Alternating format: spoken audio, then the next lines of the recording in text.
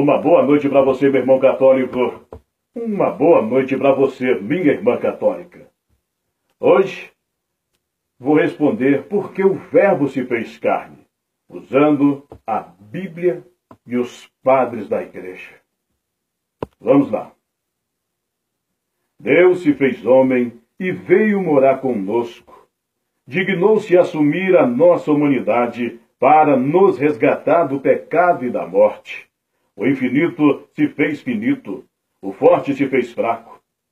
O imortal se revestiu de nossa mortalidade. É o maior acontecimento da história da humanidade.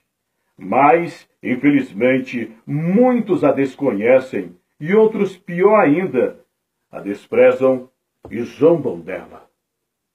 A encarnação do Verbo Filho de Deus não significa que Jesus Cristo seja em parte Deus e em parte homem, nem que ele seja uma mistura do divino com o humano.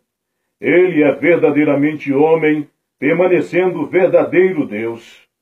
Ele assumiu a natureza humana sem perder a divindade. Por isso, São João Crisóstomo, o grande santo doutor da Igreja, dizia: o Filho único e Verbo de Deus, sendo imortal, vos dignastes por vossa salvação, encarnar-vos da Santa Mãe de Deus e sempre Virgem Maria. Vós, que sem mudança vos tornaste homem e fostes crucificado, o Cristo Deus, que por sua morte esmagaste a morte. Sois um da Santíssima Trindade, glorificado com o Pai e o Espírito Santo, salvai-nos. Por isso, a liturgia do Advento diz que ele veio uma primeira vez revestido de nossa fragilidade para realizar seu eterno plano de amor e abrir-nos o caminho da salvação. Revestido de sua glória, ele virá uma segunda vez para conceder-nos em plenitude os bens prometidos que hoje, vigilantes, esperamos. Enfim, o Verbo se fez carne para tornar-nos participantes da vida eterna. 2 Pedro, capítulo 1, versículo 4. E mais, meus irmãos e minhas irmãs, essa doutrina já era pregada na igreja primitiva. Vamos a alguns testemunhos, começando por Santo Irineu de Lyon, nascido no ano 130. Pois esta é a razão pela qual o Verbo se fez homem, e o Filho de Deus, Filho do homem, é para que o homem, entrando em comunhão com o Verbo e recebendo assim a filiação divina, se torne Filho de Deus.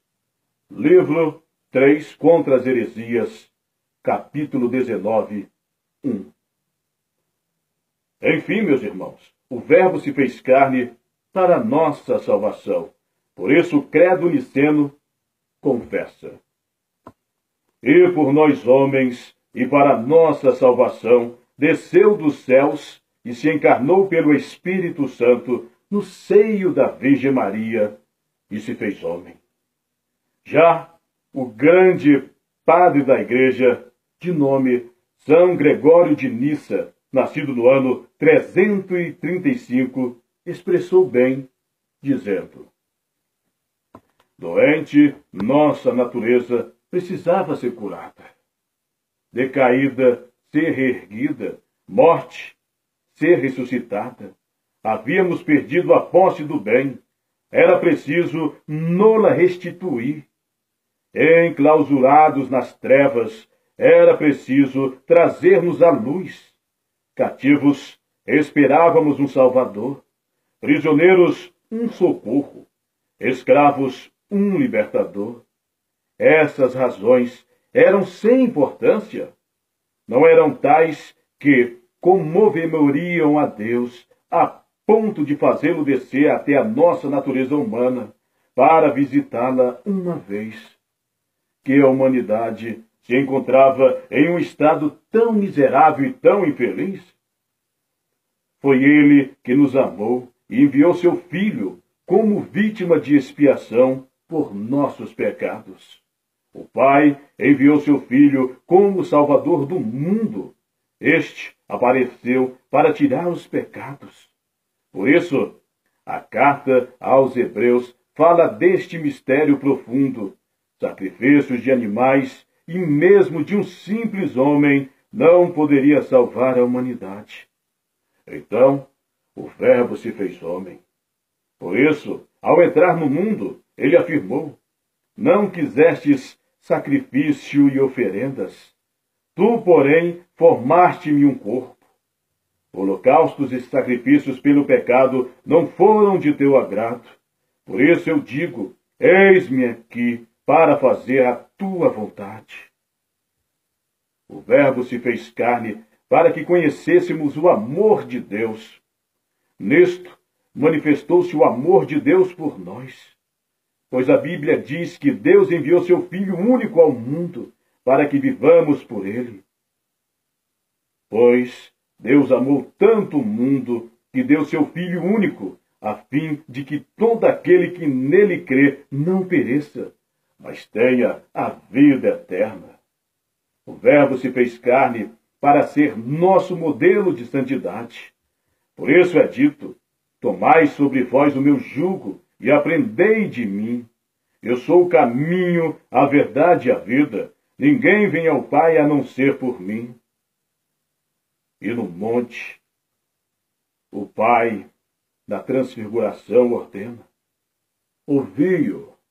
Marcos 9, versículo 7. Resumindo, Jesus é o modelo e a norma da nova lei. Amai-vos uns aos outros como eu vos amei. Resumindo, meus irmãos, a fé na encarnação do Filho de Deus é a marca fundamental da fé cristã. Por isso São João disse: quem é mentiroso, senão aquele que nega que Jesus é o Cristo? Esse é o anticristo, que nega o Pai e o Filho. Todo espírito que não proclama Jesus, esse não é de Deus, mas é o espírito do anticristo, de cuja vinda tendes ouvido e já está agora no mundo.